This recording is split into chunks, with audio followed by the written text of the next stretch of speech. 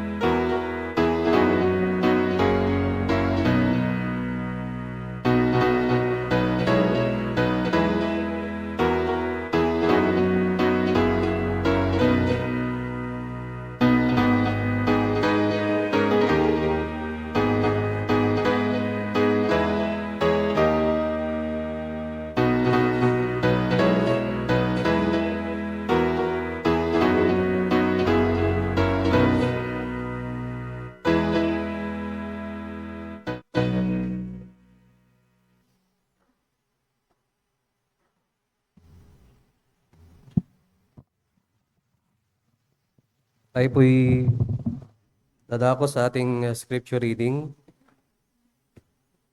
Sa po natin yung ating mga Biblia sa aklat ng Mateo.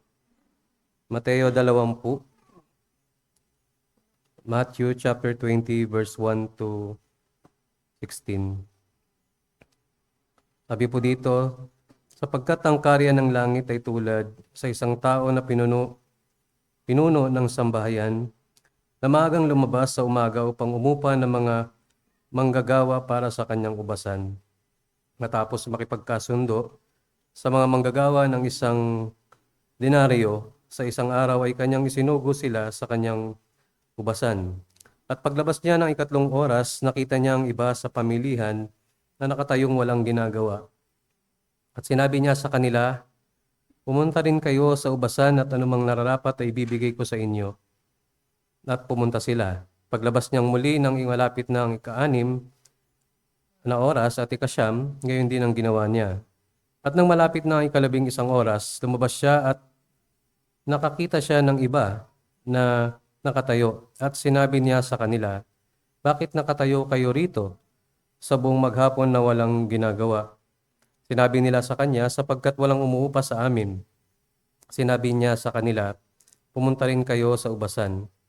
Na magdadapit hapon na, sinabi ng Panginoon ng ubasan sa kanyang patiwala, tawagin mo mga manggagawa at bayaran mo sila ng mga upa mula sa mga nahuli hanggang sa mga nauna. Nang lumapit na mga inupahan ng 11 oras, tumanggap ang bawat isa sa kanila ng 1 denaryo. At nang lumapit na mga nauna, ang akala nila itatanggap sila ng mas malaking halaga. Ngunit tumanggap din ang bawat isa sa kanila ng 1 denaryo. At nang tanggapin nila ito ay nagreklamo sila sa pinuno ng sambahayan na nagsasabi, 1 oras lamang nagtrabaho ang mga huling ito at ipinantay mo sila sa amin na nagtiis ng hirap at nakakapasong init sa maghapon. Ngunit sumagot siya at sinabi sa isa sa kanila, kaibigan, hindi kita dinadaya, hindi ba't nakipagkasundo ka sa akin sa 1 denaryo? Kunin mo ang para sa iyo at umalis ka na. Nais kong ibigay sa huling nagtrabaho ang kagaya ng ibinigay ko sa iyo. Ako ba ay hindi pinahihintulutang gumawa ng nais ko sa mga bagay na pag-aari ko? O naiinggit ka ba sapagkat ako'y mabuti? Kaya't ang huli ay mauuna at ang una ay mauhuli. Salamat po sa pagkakabasa ng salita ng Panginoon. Dito po sa ating mga talatang nabasa, nalalaman naman po natin na yung mga bagay na ito ay pinapatungkol sa mga Hudyo at ganoon din po sa mga Hintil. Kung paano yung biyaya ay yung binabanggit nga ng verse 16 na yung mga huli ay mauuna at ang una ay mahuhuli. Kung paano yung mga Hintil ay nabiyayaan ng Panginoon patungkol din sa kaligtasan at yung mga Hudyo na tila ba unang pinili o piniling bayan ng Diyos ay nahuli. Ngunit may mga ibang mga katotohanan pa na binabanggit dito sa ating mga talata patungkol sa mga katotohanan patungkol sa ating Panginoon at ganoon din po sa kalagayan ng tao. Dito po ay makita po natin na yung ibang mga bagay patungkol sa Diyos, yung patungkol sa kanyang kinamumuhian, at patungkol din sa kanyang yung mga nire-rebuke o nire-reveal na mga kasalanan. Dito po sa makita po natin dito sa verse 3 kung paano niya pinapakita ni-rebuke yung mga tao na mga idol, mga walang ginagawa, mga parang kumbaga sa parang tambay. So mayroong pong rebuke sa sin. At alam po natin na kung yung sin ay alam natin na ito'y kinamumuyan din ng Panginoon. Meron ding binabanggit na yung kasalanan hindi lamang po patungkol doon sa mga idleness, yung boastfulness na lantad dito sa mga talata ay makita po natin kung paano rin nireveal ng Panginoon. May binanggit dito na alam po natin na bago dumating yung mga talatang ito ay merong mga nangyari patungkol kay Pablo, patungkol sa mga pagkatapos naman ay patungkol sa mga anak ni Zebedeo, mga apostol ng Panginoon, at kung paano yung kayabangan o yung boastfulness ay umiiral. Ngunit nalalaman po natin kung paano ito nilalantad o nire-rebuke ng Panginoon. Dito sa talinhaga na binigay ng Panginoon ay pinakita niya o nireveal yung kalagayan ng puso ng mga tao, even kahit nagsisilbi o naglilingkod na sa Kanya. Makita po natin kung paano ginawa ng pinunong ng sambahayan na ibinigay yung mga upa o mga kabayaran doon sa mga nahuli at naging lantad doon sa mga nauna. At nakita nila yung mga bagay na yon na ginawa ng pinuno ng sambahayan at na-reveal yung kanilang puso na merong mga pagmamayabang sa kanilang mga sarili. At yung mga bagay po na ito ay dapat po na atin umiral po sa atin. Hindi po tayo excuse bilang mga naglilingkod din sa Panginoon ay maisip natin na tayo ay entitled o merong mataas na kalagayan kaysa sa iba. Ngunit nawa sa saway ng Panginoon ay tayo po ay magkaroon din ng kababaan na loob sapagkat namumuhay ang Panginoon sa mga mapagbataas at ito'y binababa niya. Makita rin po natin dito, pangalawa, yung pagiging soberano ng Panginoon sa lahat ng kanyang nilikha, sa lahat ng kanyang bagay. Ngayon nga po sa mga commentator din na si Matthew Henry, yung espiritu ng grasya, yung kanyang banal na espiritu ay pinagkakaloob niya sa sa mga taong kanyang maibigan, mula sa mga taong kanyang mga hinirang at pinagkakaloob niya yung banal na espiritu sa mga taong ito sa kanyang panahon na kanyang itinatakda. But yung mga bagay po na ito sa ating mga mananampalataya ay nawa magdulot po ito ng pagpasalamat at pagpapakumbaba sapagkat pinagkaloob niya yung mga bagay na ito bilang biyaya. Hindi naman po tayo karapat-dapat sa lahat ng ito. At pinagkakaloob niya ito ayon sa kanyang kabutihan, kagandaang loob. Hindi po sa ating pinaghirapan, pinagtrabahuhan. At nawa ay magdulot po ito sa atin sa lahat ng pagkakataon ng humility. Ngunit may binabanggit din po dito sa mga wala pa sa ating Panginoon, yung mga tao na binanggit dito na nagreklamo, na-reveal lamang po yung laman ng kanilang puso. Kung wala ka sa Panginoon, ganun din yung iyong kalagayan. Meron kang ginagawa man ng paglilingkod sa Panginoon,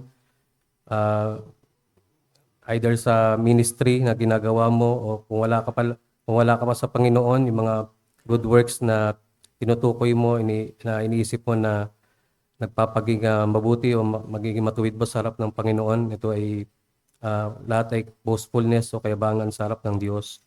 Dapat mo ring hingi ng kapatawaran sapagkat ito ay mga kasalanan at kamuhi-muhi sa harapan niya. Nawa magtiwala ka, tumapit sa ating Panginoong Jesucristo na kanyang sinugo. Ang ating Panginoong Jesucristo na mayroong authority sa lahat ng mga bagay.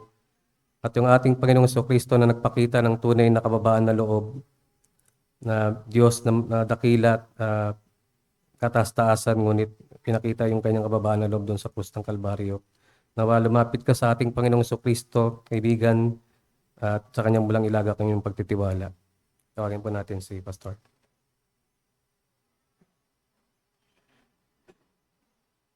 Pray natin itong mga narinig natin at mga ilang concerns din. Panginoon Diyos, salamat po sa inyong salita na namin narinig at nabasa.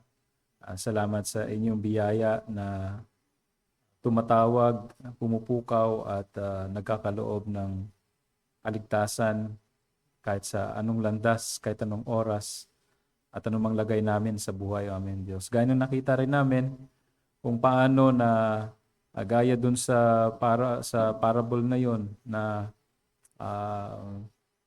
mga bagong mananampalataya na ligtas ay walang pinagkaiba sa katayuan dun sa mga naunang naligtas ay parehong biyaya ang kanilang natanggap.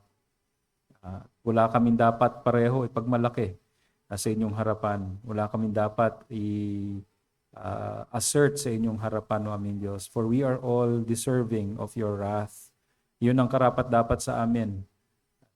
Sana tulungan nyo kami na hindi maging mapagmataas, that we would be reminded always ng aming kalagayan sa inyong harapan, yung aming kababaan, O aming Diyos. That unless you have moved by your grace sa amin, malamang ay nagpapatuloy pa rin kami sa aming kasalanan. Pero salamat, O Diyos, sa inyong biyaya sa bawat isa sa amin. Ganun din ay pinupuri namin kayo sa inyong pagiging soberano, O aming Diyos. Kung paano kayo kumikilos ng patuloy sa buhay ng inyong mga tao at sa buhay ng inyong iglesia, na kayo ang siyang nagkakaloob ng mga nararapat dito at kayo patuloy nagpe-preserve sa bawat isa sa amin.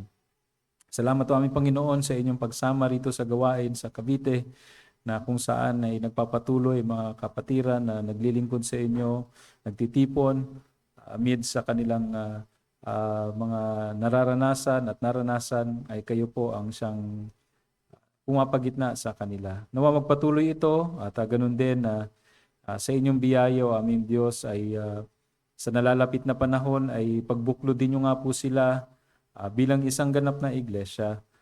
Kayo po ang gumamit ng patuloy sa kanila bilang ilaw dito kasama ng mga ibang iglesia na tapat sa inyo at sa inyong salita, na gamitin ninyo upang maging tunay na mga ilaw para sa ikaliligtas ng marami din. Lord, salamat din sa inyong provision, maging sa inyong pag-aruga sa bawat isa sa amin, sa kalusugan, sa kalakasan, even sa mga trabaho na inyong pinagkakaloob na nagiging means para sa amin at maging sa inyong kaharian.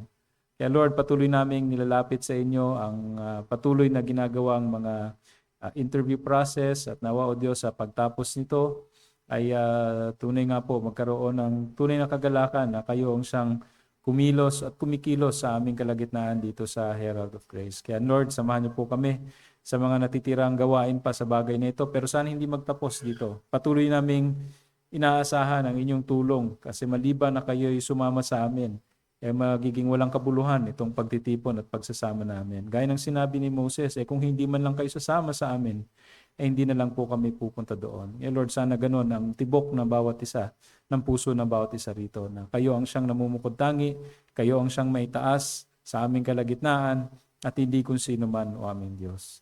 Pinupuri namin kayo, pinapasalamatan na patuloy niyong sinusustain din itong grupong ito, na linggo-linggo ay merong kayong ginagamit upang mangaral, tumindig sa harapan, mga manguna, mga kalalakihan, at nakakapagpatuloy ang gawain na ito. At biyaya niyo po ito sa amin, sa grupong ito. Kaya Lord, pinapasalamatan namin ang inyong kabutihan at biyaya sa amin. Nawa sa hapon na ito, patuloy niyo kaming samahan, maging mamaya rin sa aming pagtitipon, at sa magiging pagpupulong din mamaya ay patuloy niyo kaming samahan, O aming Diyos. Kaya pinupuri namin kayo, pinapasalamatan sa mga oras na ito.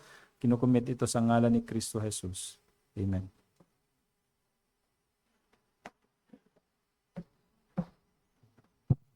Ari na po natin ibigay ang ating mga handog at kaloob. Doon na rin po ang ating paghahandang himno sa ating pakikinig ng salita ng Diyos. Tayo pong lahat ay tumayo. Awitin po natin ang Praise to the Lord, the Almighty.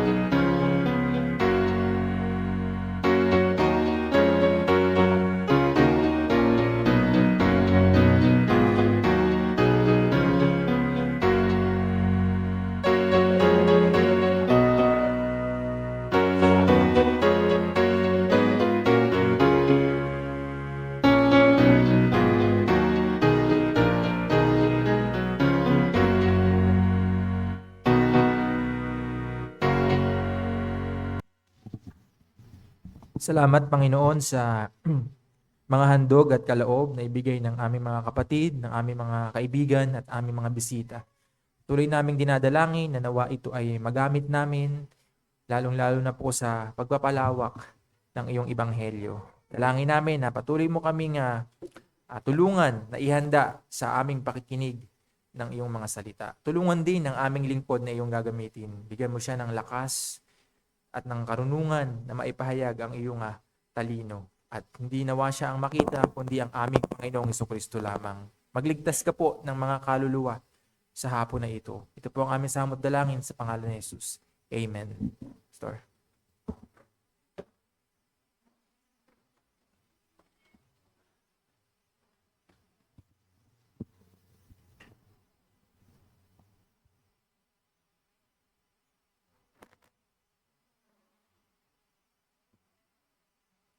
Magandang hapon po sa lahat, and I'm glad po na makabalik po rito sa inyo at makapaglingkod, and to see you all at maging makapaglingkod sa inyo sa oras na ito ngayong hapon sa pangangaral ng salita ng Diyos.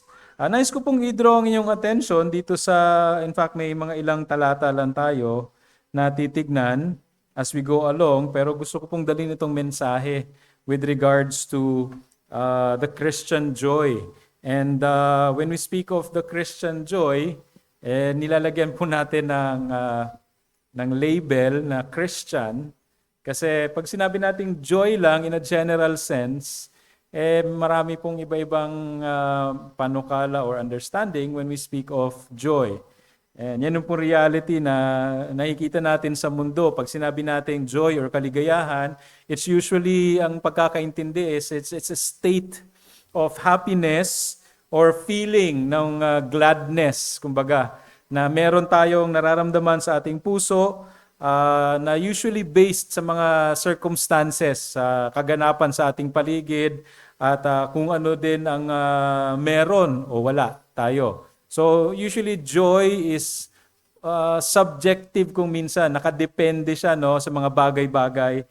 That's why when we speak of joy, gusto natin i-qualify ito of the real joy, kung sabihin natin, true joy na as we would see. But also, we have to understand na ang concept din ng joy na gusto nating aralin mula sa salita ng Diyos, it is a joy that is not just, na nangyayari, it happens, or bigla na lang natin nararamdaman or a feeling, but we have to understand in the context ng scriptures, joy is even commanded. That we are to rejoice in the Lord always. In fact, so joy is not just a state of happiness or disposition na kung saan nakadepende. Kasi when Christ commands that Paul commands dun sa New Testament that we are to rejoice in the Lord always, ibig sabihin po nun, hindi siya nakadepend sa circumstance ng ating o mga hinaharap natin, but there should be that disposition of rejoicing. So medyo kakaiba or medyo mapapaisip tayo paano yun or posible ba yun magkaroon ng joy or a sense of joy kahit na adverse yung mga circumstances or situation against me or sa paligid ko. In fact, that there is a command, makikita natin that it is possible. It is a reality, but especially in the context of the Christian. And that's why we can call it, Christian joy. And it's not merely a worldly kind of joy. It is both a command to be obeyed at it is also a command or a virtue na kailangan i-cultivate ng isang Kristiyano. And mayroon dapat tayong, dapat may distinction, madidistinguish natin basically kung saan ito naka-ground, saan ito grounded o saan ito nakaugat. At we have to understand that true joy or the Christian joy is inseparably connected, walang iba kundi sa Diyos. Hindi sa mundong ito, but then with God. Na kung saan ang joy ng mundo is that of connected of the here and now, kung ano yung meron dito. It's disconnected from God. And I don't know kung familiar kayo dun sa hymn natin na sinasabi dun sa last part, glorious things. Nalimutan ko yung hymn number, no? Glorious things of thee are spoken, Zion, city of our God. Sa last part nun, solid joys and lasting,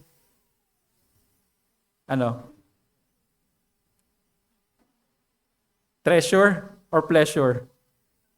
Hanggang ngayon, nalilito pa rin ako. Pleasure, lagyan sa pleasure. Solid joys and lasting pleasures or treasures, none but Zion's children know.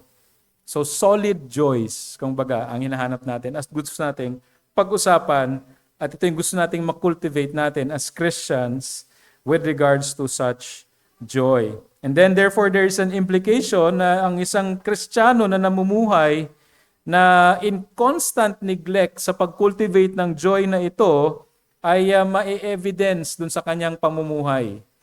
No, makikita sa kanyang pamumuhay and hindi ito magiging consistent sa spiritual or scriptural reality. Therefore, joy should then be one of the distinguishing marks ng isang Kristiyano.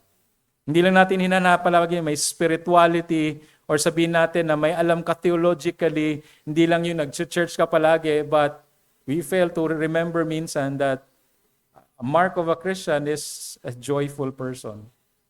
Joy. And minsan naglalaro-laro lang tayo with terms of joy, but we have to be serious in understanding what this joy is. And if I'm a Christian, yes, may mga trials tayo. Yes, may mga circumstances tayo that will cause us na either mawala yung joy. Pero nonetheless, it should be a mark ng isang Kristiyano. But, however, as much as we want to keep yung ideal of rejoicing in the Lord always, na merong kasiyahan palagi, the reality is sometimes that joy is not, or it's just hard to maintain. It's hard at even impossible na kung saan it can be diminished, mabawasan, mag-fade, or even mawala sa joy na isang Kristiyano. So, yan ang gusto kong talakayin natin ngayon, and I hope matapos lang din natin to, just to give encouragement, reminder, para sa atin bilang mga mananampalataya. And let's pray muna at hilingin ang tulong ng Diyos. Panginoon, salamat po na even at this very moment, we are to conclude sa aming sarili that we are of all people blessed dahil meron kaming pagtitipon, meron kaming invitation from you. And therefore, O Lord, na maaari kaming lumapit sa inyong harapan. And the reality is, tinatanggap ninyo ang aming pagsamba, pagpuri, pagluwalhati. Not because of anything sa amin, but because of Christ. And with that, we should be joyful. We are to enter your gates with thanksgiving in our hearts. Lord, help us sa oras na ito. Nanawa itong aming pag-aaralan na hindi lamang maging palamuti sa aming mga buhay, sa aming pangalan, sa aming titulo, kundi maging tunay ito sa aming lakad bilang mga Kristiyano. So we ask, O Lord, for your help, your grace upon each one of us, from the pulpit down to the very listeners. We ask for your help and your Holy Spirit sa oras na ito. Sa ngalan ni Kristo Jesus. Amen.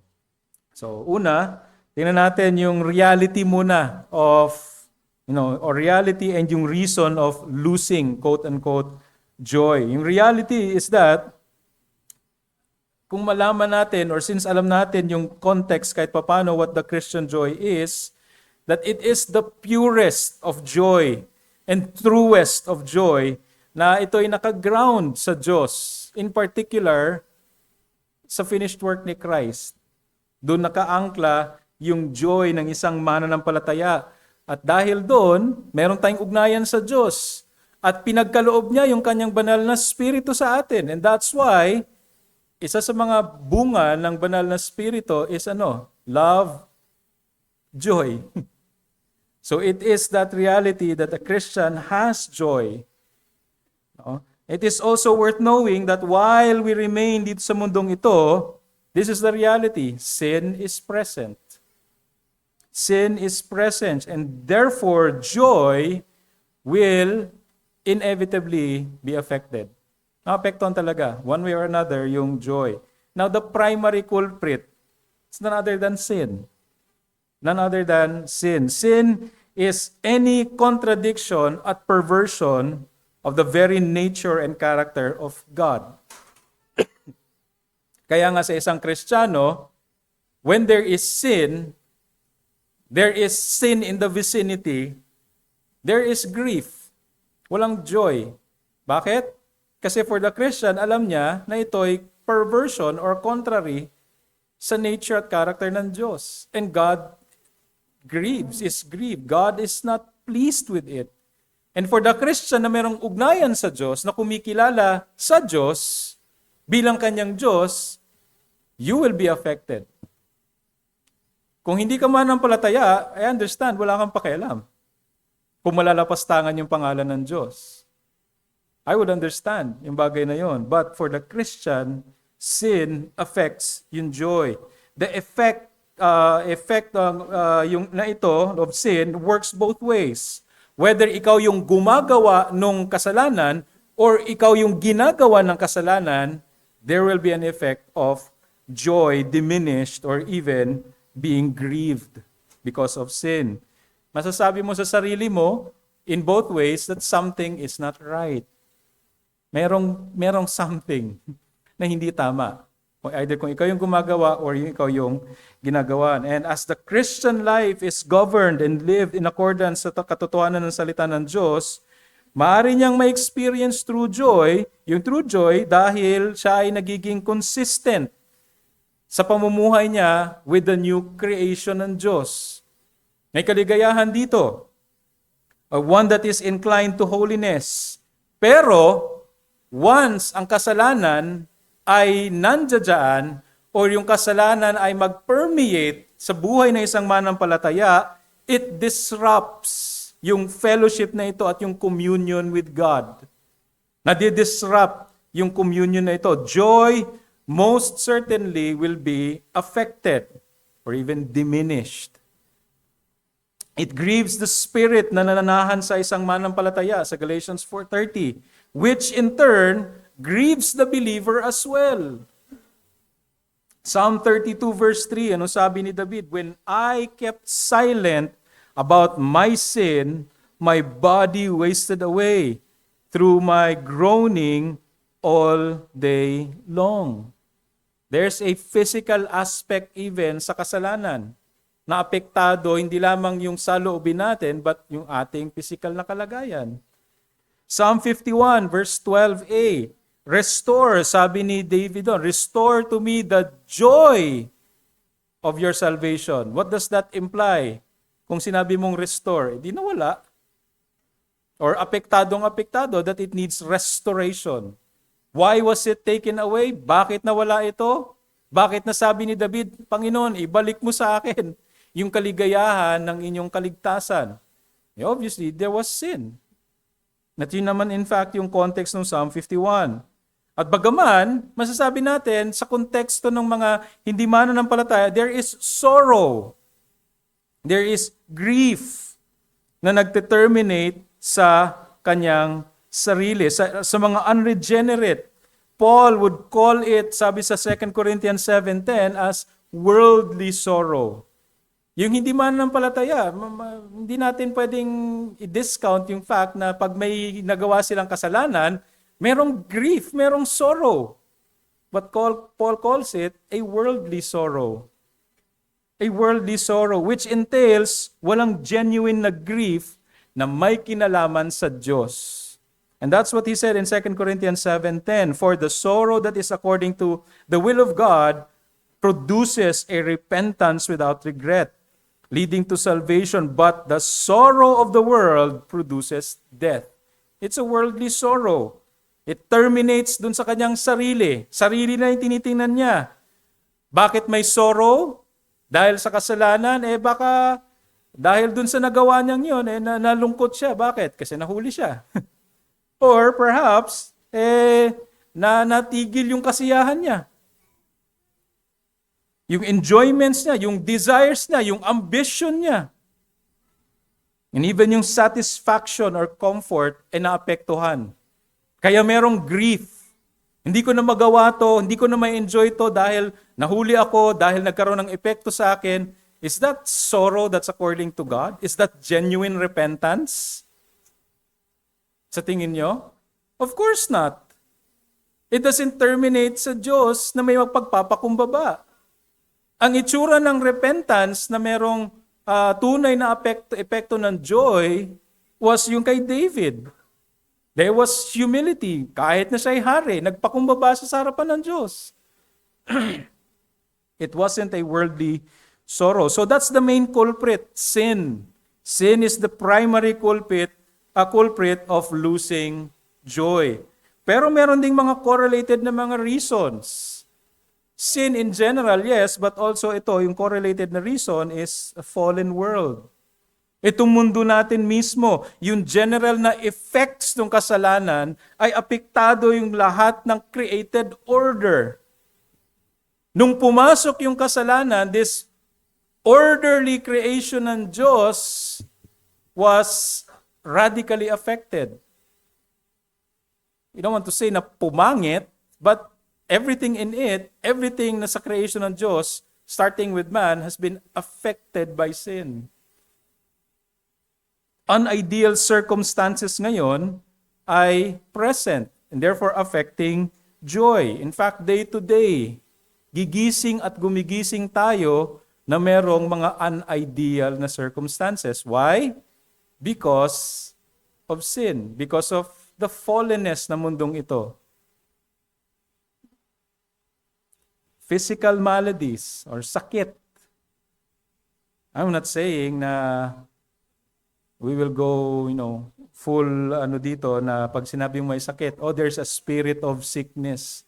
There's a spirit of diabetes sa'yo. So kailangan natin i-rebuke yung spirit ng diabetes niyan. Hindi po tayo gaganon, no? But when I speak about the physical maladies or sickness, part and parcel of a fallen world, ganun ang nangyari. Death has come in, corruption and decay has come in, yung what was once perfect and ideal but because of sin, naapektuhan. And it may cause discomfort, pain, suffering, affecting the inner man na nagkukos ng despair. An example is, when you speak about physical sufferings outside of Christ, you would think about Job. Yung intense na physical at emotional at spiritual na karamdaman ni Job, highlight yung reality na yon. It eventually diminished yung joy ni Job. Hindi lang mga physical maladies, but calamities. Natural or man-made. May profound na effect ito sa mga mananampalataya na madadaanan ito.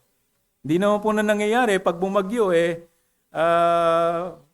andito yung bahay nyo, biglang iiwas yung bagyo sa'yo, may mananampalataya dito, iiwas ako. Ano yan? Yung parang sa Egypt na pag may nakitang dugo, hindi po. We're not spared. When calamity strikes, natural calamity, man-made man yan, accidents, recklessness of other people, madadamay talaga tayo. The Christian is not taken out of the world upon conversion. Hindi tayo kinuha na ng Diyos nung naligtas tayo. Although some people would want that. Meron ba rito sa inyo na gusto ganun? Lord, sana nung naligtas ako, kinuha niyo na lang ako. Sana wala namang ganun, no? Just to tell you honestly, you will be going against and contrary to the prayer of Christ. Do not take them out of this world. Okay? Rather, we all remain in the world. And with this, exposed tayo, immersed tayo daily sa reality ng fallen world. Sa bahay natin, kung meron tayong kampamilya na hindi pa ligtas or even ligtas, sa neighborhood natin, sa kalye natin, sa mga roads, sa workplace natin. Biruin nyo ba yun? Na-account nyo ba yung paggising ninyo? Hanggang sa makauwi kayo ulit sa bahay? Kung ano yung mga napagdaanan ninyo? Lantad ba sa inyo yung fallenness ng mundong to? Paggising nyo pa lang. Parang nag-e-escalate Lalo pag lumabas ka sa kalye. Pag nagda-drive ka. Pagpasok mo ng opisina. Pagdadrive ka ulit, magkukommute ka ulit pa uwi. And all these things take place. Hindi lang yun, but then sa school, workplace, yung government, hindi ko na kailangan i-stress out ito.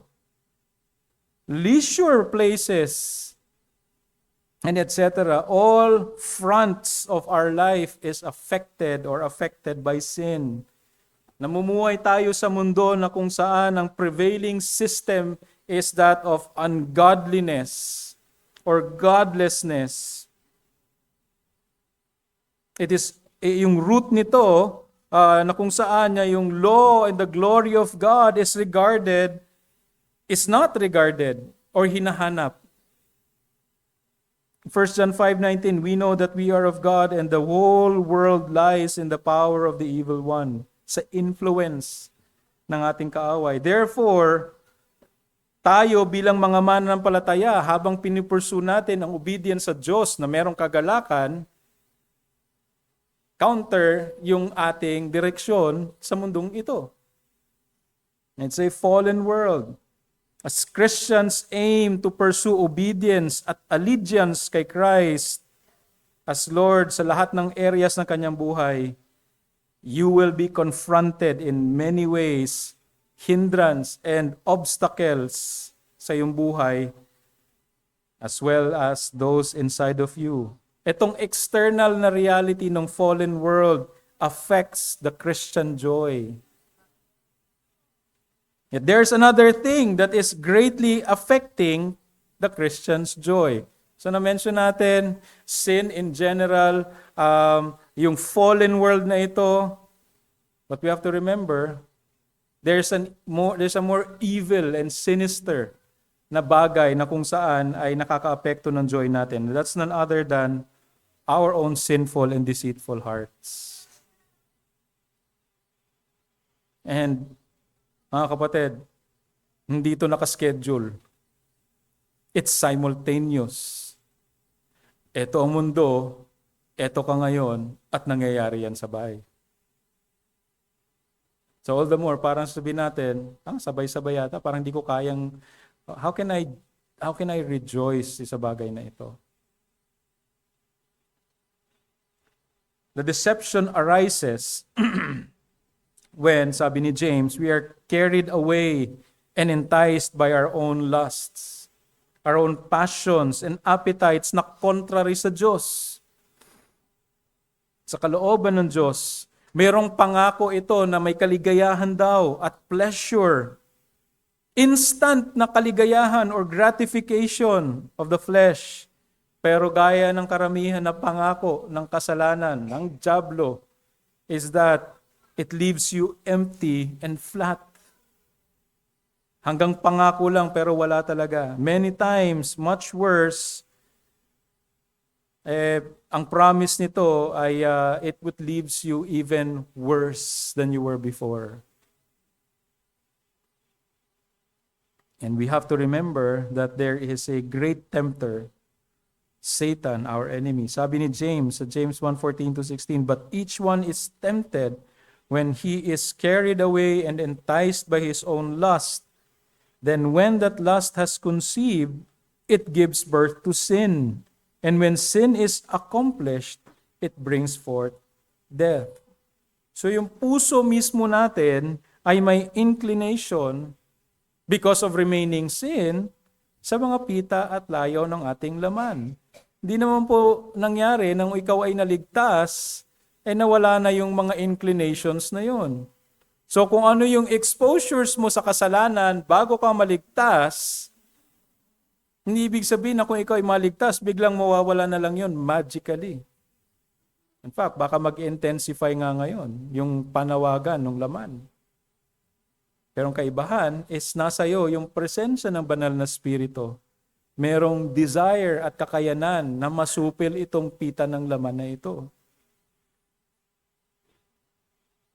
The attractions are towards, yung attraction yung temptation ng puso natin sa kasalanan ay kadalasan dito mga legitimate na mga desire. Tama na desire, bigay ito ng Diyos. Hindi siya essentially evil or makasalanan. Pero, yung trouble dito is yung ating puso gustong makuha ito, magawa ito in an illegitimate na paraan. Partake of it in an illegitimate manner or even in excess. Sobra-sobra. When we speak about desires, mga kailangan natin, binigay ng Diyos sa atin, food, yung hunger natin, yung desire for food. By the way, yung gutom po, yung desire for food, yung intake, replenishment, ay hindi po bunga ng kasalanan. Because prior to the fall, binigyan ng authority ng Diyos si Adan to tend the garden and from it you can freely eat. Pero once ang illegitimacy nito is that you may eat it out of control, gluttony, or even yung walang contentment. The same is true with sexual desires. It's a glorious and good and clean thing na binigay ng Diyos. Pero ang pagpartake nito in a legitimate way is sa konteksto lamang ng marriage. Anything else than marriage of one man, one woman, kailangan ko ng linawan ngayon yun, no? Kailangan babae at saka lalaki at saka iisa. Anything outside of that is sin. It's sexual immoral. It's not glorious sa harapan ng Diyos. And that's the problem ng ating puso. It deceives us. And while God indeed richly gives us all things to enjoy, 1 Timothy 6:17, kinokosyon tayo that we should not turn them to become the main object ng ating joy. Nagiging idol natin itong mga to. Yung mga bagay na maganda na handang pagkaloob at richly binibigay ng Diyos ay may tendency palagi na gawin natin itong objects ng ating joy. To the point na pag nawala itong mga ito, guguho yung ating mundo. We would do everything, anything, para makuha ulit ito. And sometimes, sadly, sinful things. Our joys and feelings of satisfaction at delight dito sa mga bagay na ito turns our hearts from the source of it. Psalm 37:4, delight yourself in the Lord, and He will give you the desires of your heart. Ang nangyari kay Solomon, 1 Kings 11, verse 4, for when Solomon was old, his wives turned his heart away after other gods. Hindi ko alam kung 1,000 gods to, pero do the math. And his heart was not wholly, buo, devoted to the Lord his God, as the heart of David his father had been. 1 Timothy 6:10, for the love of money is a root of all sorts of evil. Hindi po money yung root of all evil. The love of money. And some, by longing for it, have wandered away from the faith and pierced themselves with many griefs. Kasalanan ba ang magkaroon ng desire na yumaman?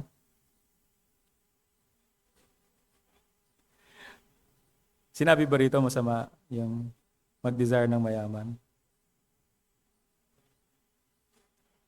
Controversial ba to o ano? Kasi sabi, and some, by longing for it, have wandered away from the faith and pierced themselves with many griefs. Tanda natin yung love for money, ang pinag-uusapan dito, yung disposition ng puso natin. If God has blessed you and if you have worked hard, naging industrious ka, naging excellent ka sa iyong trabaho, at meron kang desire na kumita at yumaman, so that magamit pa sa kaharian ng Diyos, makatulong sa kapatiran, makatulong sa iba, by all means. Pero kung desire mo lang is yumaman para to fulfill your dreams and all this, maranasan mo lahat to satisfy yung longing ng flesh mo, mag-ingat kayo. Yun lang naman ang sinasabi. Hindi sinasabing Masama maging mayaman o humagad na yumaman. It's the disposition ng heart. Furthermore, it is with this deceitful heart also that believers not only cause their own joys to fade, but yung sa iba rin. James 4 verse 1 to 3. What is the source of quarrels and conflicts among you? Is it not the source of your pleasures that wage war in your members? You lust and do not have, so you commit murder. You are envious and cannot obtain, so you fight and you quarrel. You do not have because you do not ask. You ask and do not receive because you ask with wrong motives, so that you may spend it in your own pleasures. Sa loob po ng iglesia ito na nangyayari. There are quarrels already. Why? Because of a sinful disposition. Philippians 4 verse 2 to 3. I urge Euodia and I urge Syntyche to live in harmony in the Lord. Indeed, in the cause of the gospel, together with Clement also and the rest of my fellow workers, whose name are in the book of life. Whatever yung issue nilang dalawa, obviously merong contention. At ang point na sinasabi ko rito, yung ating sariling mga kasalanan mismo, kung hindi ma-mortify yung selfishness, yung pride, conflicts and strife will abound and joys will depart. Our joys are greatly affected negatively by sin, whether the world, the devil, or our own flesh. So, bagaman, it's a tragic thing na mawala o mabawasan yung ating joy, it is not the end. It is not the end. It is not a reason na magpatuloy sa buhay in bitterness, angry, and resentful dahil ito mismo ay makasalanan. Kasalanan to sa harapan ng Diyos at hindi to kalugod-lugod sa harapan ng Diyos. Kung nananatili ka in bitterness, in anger, and resentment, having been given yung Holy Spirit ng Diyos, we have hope, we have joy. Hope even for joy na ma-restore at ma-replenish. And here is the second part, the restoration of lost joy. But before doing that, there is a wrong way. May maling paraan para ma-restore yung joy, yung nawalang joy, or nag-diminish na joy. Sa desire natin na yung joy ay ma-restore, kailangan natin mag-ingat. Kailangan natin pag-ingatan yung ating mga sarili that we do not yield to our deceitful hearts. Bakit? The native or the natural na tendency to seek, para ma-replenish tong joy na to, is to seek joy in every way possible except dun sa right source. God. Kaya nga manufactured na joy, hindi sa genuine na joy, sa kagustuhan na lang natin na manumbalik yung kaligayahan or kahit papano, sa sobrang lungkot natin, gusto ko lang kahit matapalan man lang ito ngayon. Even believers, especially that are in a low spiritual state, can be drawn to worldly means of replenishing joys. Marami naghahanap na mapunan itong kaligayahan na nawala with material things. Material na bagay, regardless sa size nito o sa value. Again, in and of itself, mga things ay hindi masama. Pero kung ito ang magiging solusyon mo para sa kaligayahan mo, ibang usapan yon. Hindi lang things, but even relationships. Many seek joy or yung sense ng happiness in having relationships. Na kung saan yung affection, yung attention, yung affirmation, na-validate ka, merong pleasure, merong comfort, etc., na ini-expect mo, pag nabigay ito, ma-heighten yung sensation mo. Ma-heighten yung feeling at emotion mo na as if malilimutan mo yung problema mo. The hurt supposedly goes away. Yung pain supposedly goes away. But that's a shallow and manufactured joy.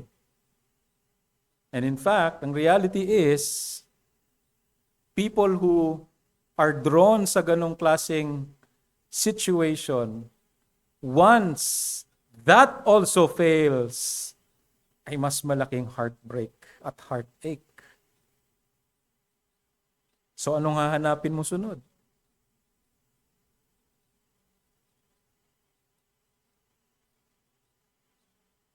Hindi lang relationships, but even substance. Alcohol, drugs, mga bisyo, hallucinogens. Para lang makalimutan mo lang to ngayon, gawin ko muna tong bisyo na to. That's how the world thinks. That's how the unbeliever, the ungodly thinks. Various pleasures and leisure. No? Kakain ko na lang to.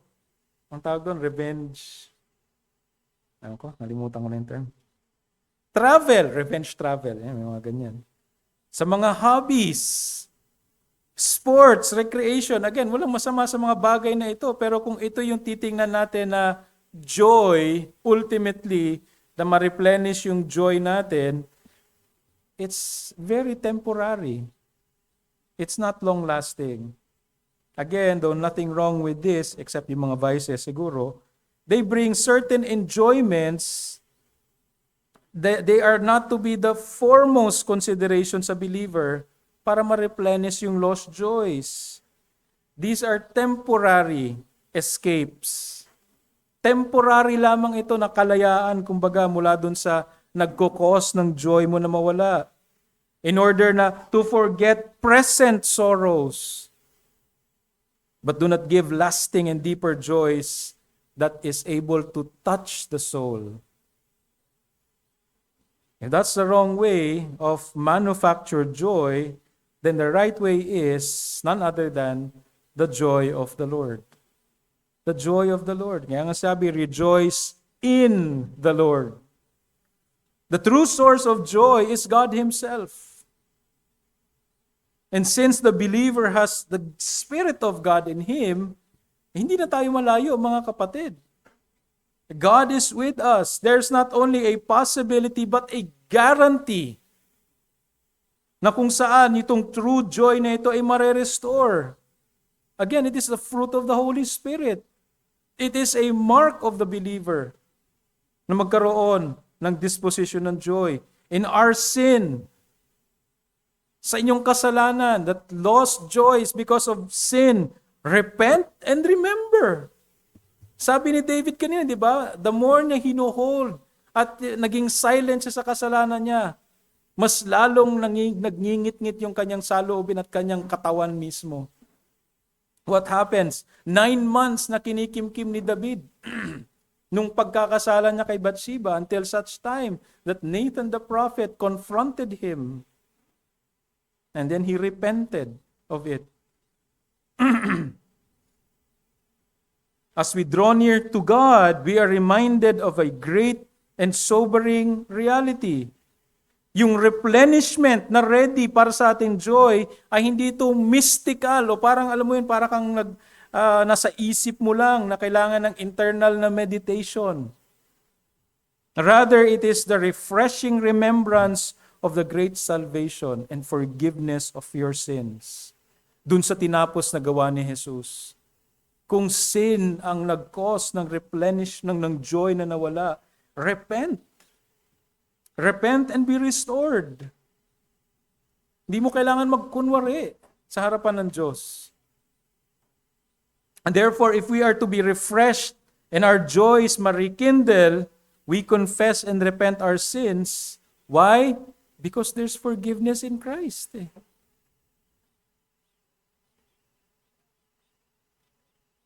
Psalm 51 verse 7 to 12, purify me with hyssop, and I shall be clean.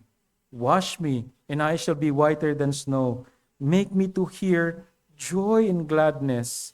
Let the bones which you have broken rejoice. Hide your face from my sins and blot out all my iniquities. Create in me a clean heart, O God, and renew a steadfast spirit within me. Do not cast me away from your presence, and do not take your Holy Spirit from me.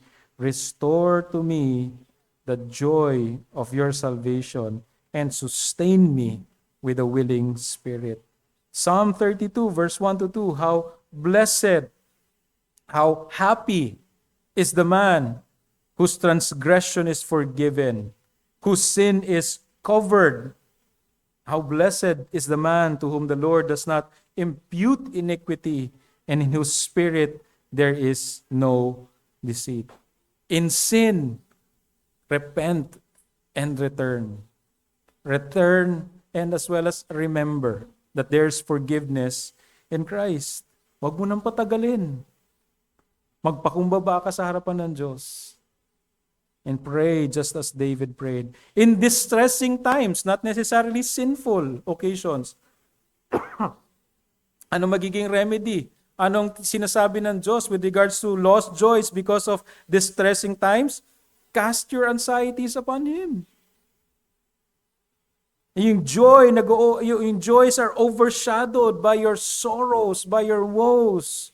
We are commanded to cast our anxieties upon Him, upon God. Why?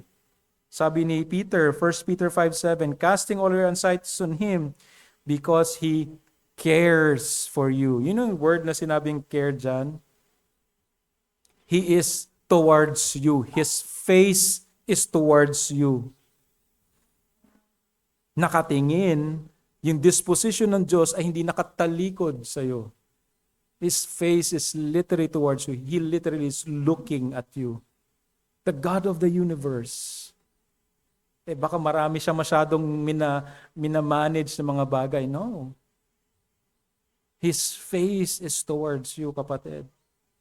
And He knows more and better than all the psychiatrists or whoever na nagka-counsel sa iyo. Cast your anxieties and burdens upon the Lord. We are to bring our petitions, even complain to Him like David, with a humble heart and a trusting heart. Binigyan tayo ng privilege na makalapit sa Diyos through His Son. Because of this blessing, we have a great high priest who can sympathize with us in our weakness and in our sorrows. At anong sabi niya? Come to me. Matthew 11, all who are weary and heavy laden. Hebrews 4:15, we do not have a high priest who cannot sympathize with our weakness, but one who has been tempted in all things as we are, yet without sin. Therefore, let us draw near with confidence to the throne of grace, that we may receive mercy and grace to help in time of need. Ang disposition ng Diyos is that He is drawn towards the lowly, the broken-hearted. Mga kapatid, maging honest tayo.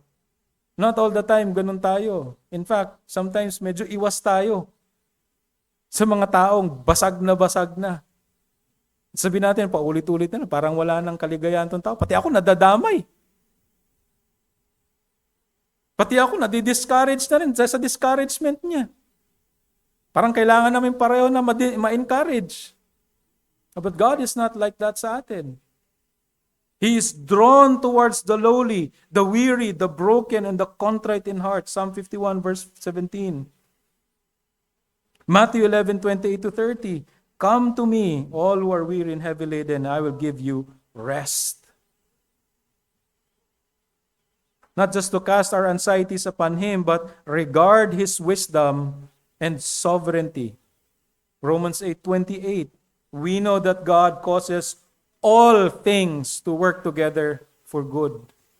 All things. Lahat ng trahedya, lahat ng dark providences na nangyari sa iyo, sa inyo, all this we can account of God's goodness and sovereignty. And therefore, even in such dark circumstances sa mga buhay natin, joys disappear. It can be restored as we draw near to Him. and trusting, mapaalalahanan tayo ng kanyang sovereignty and sovereign care. James 1 verse 2 to 4, consider it all joy, my brothers, when you encounter various trials, knowing that the testing of your faith produces endurance. Means din ito ng Diyos upang mapatibay yung ating pananampalataya. Nagpipray tayo minsan, Lord, strengthen my faith. Lord, sana lumakas yung pananampalataya ko. Be ready. Be ready to be stretched. Be ready to carry heavier burdens and loads. Not just regard yung wisdom at sovereignty ng Diyos, but do not lose sight of the glory that awaits. We have, bagaman present earthly sufferings, trials, afflictions, and sorrows, at itong mga bagay na ito ay napakabigat. 2 Corinthians 4:17 Paul tells us, for momentary light affliction is producing for us an eternal weight of glory, far beyond all comparison. Temporary and light. Hindi ibig sabihin na minamalit lang natin yung mga problema ninyo. But if you will be honest, lahat ng mga nararanasan nating kabigatan sa buhay na ito, ay gaano kabigat ito, nothing compares to the load that Christ carried. All that suffering and shame. Actually, kay Job pa nga lang, doon pa lang natin ilagay eh. But Christ, let's go to Christ. Yung injustice na supposedly na-suffer ni Christ from the hands of evil and wicked men. Yan, He endured yung mga bagay na ito. Yet, anong sabi sa Hebrews chapter 11 or chapter 12? The Christ, looking to Jesus, the author and perfecter of our faith, who for the joy set before Him endured the cross. Glory was to come. In fact, gusto nga ni Satan, di ba? Sa temptation niya. Hindi mo na kailangan pumunta ng cross. Ngayon mismo, bibigay ko sa iyo to. Yung glory na hinahanap mo, bibigay ko sa iyo. Yung mga taong ililigtas mo, yung mga kingdom sa mundo, ibibigay ko sa iyo ngayon. Forget the suffering. Huwag ka na pumunta doon. Ito na, shortcut. No. Christ shows that without suffering, there's no glory.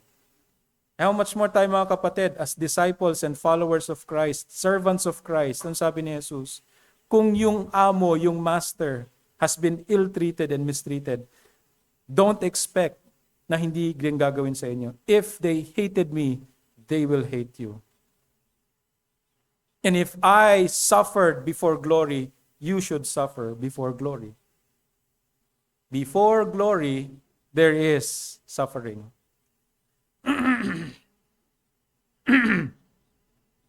Do not lose sight of the glory that awaits.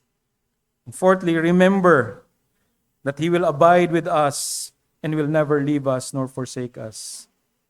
Habang nandito tayo, ini-endure natin itong mga bagay na ito, yung pangako ng Diyos ay hindi niya tayo iwan. Hebrews 13:5 to 6. I will never desert you, nor will I ever forsake you, so that we confidently say, the Lord is my helper, I will not be afraid. What shall man do to me? The point is this, mga kapatid, God in His Word, Psalm 16:11, God in His Word has said, He has made known to us the path of life.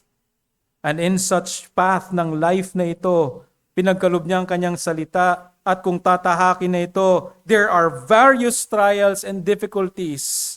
Yet, yung abiding presence ng Diyos, gaya ng sinabi niya sa Psalm 16, there is indeed fullness of joy.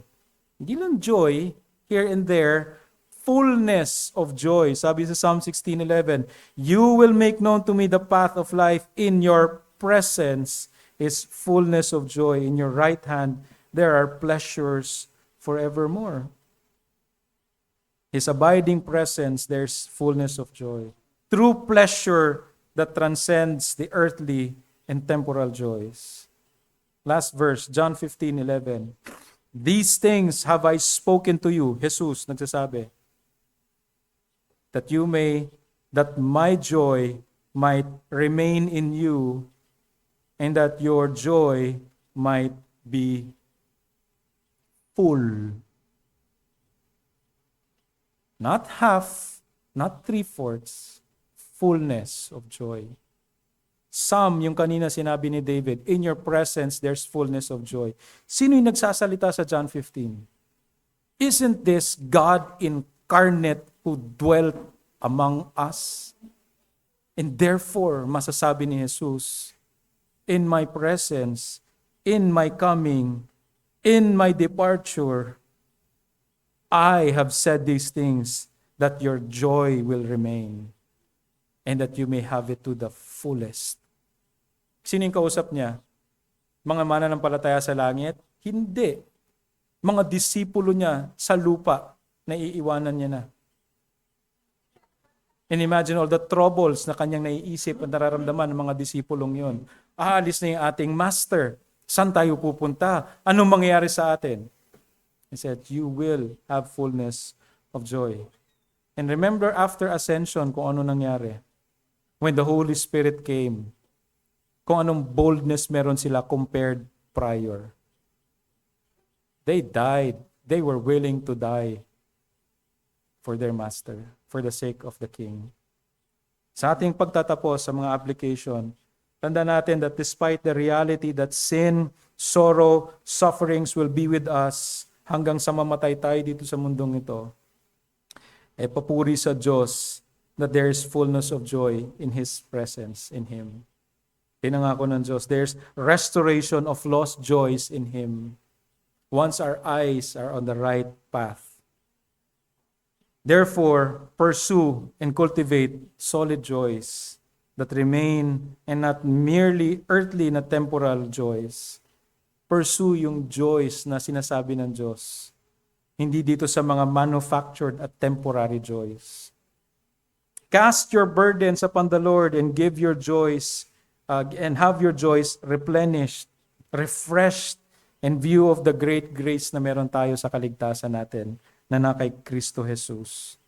And lastly sa ating mga kaibigan, mga anak na wala pa kay Jesus, pursue after that one true joy that can only fill your soul and the joy of being forgiven of your sins. Yun yung habulin ninyo. Yun yung hanapin ninyo. Yun yung gusto niyo dapat na angkinin.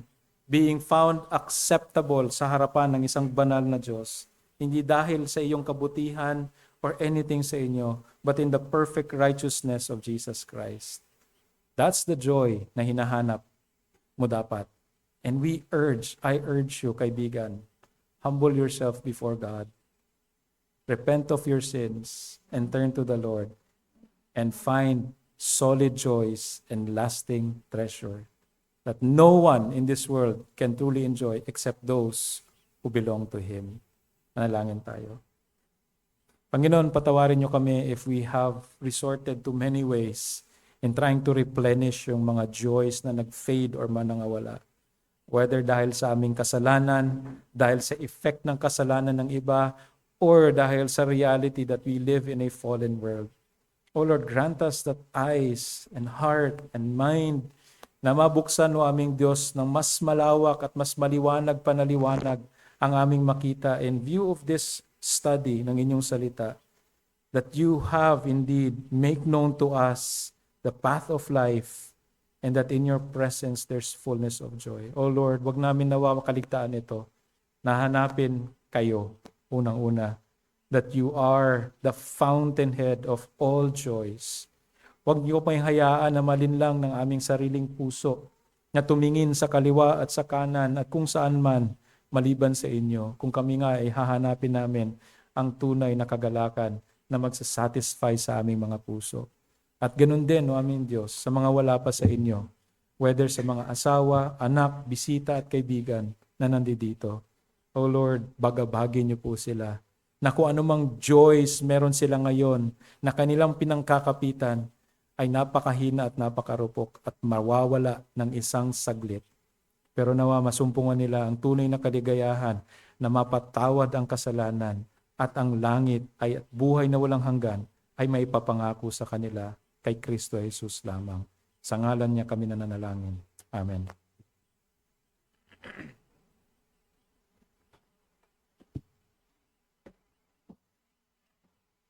Tayo pong lahat ay tumayo sa ating huling himno, 139.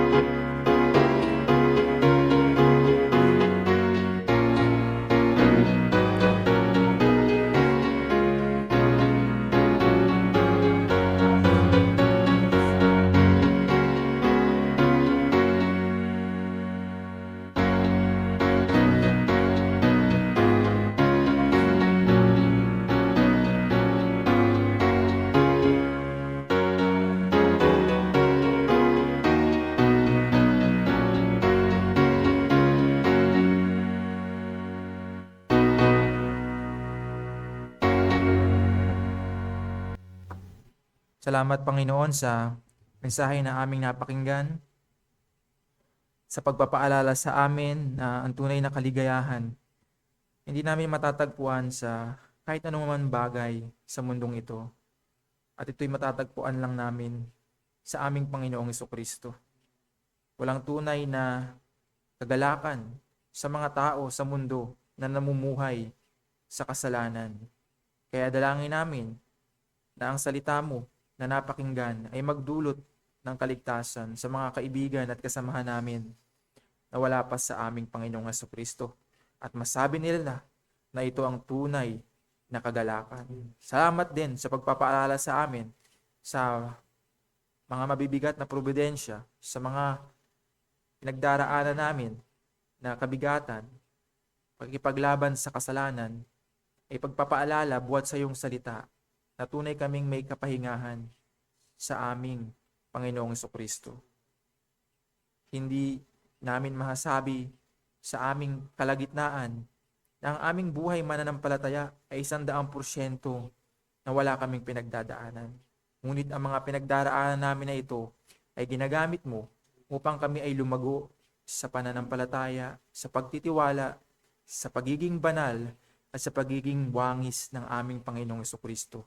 Kaya dapat namin itong ituring ng mayroong kagalakan dahil ito ay biyaya ng aming Panginoong Jesucristo. Samahan mo kami sa aming pag-iwahiwalay, aming alalahanin ng mga salita mula umaga hanggang hapon at patuloy ka naming purihin at sambahin.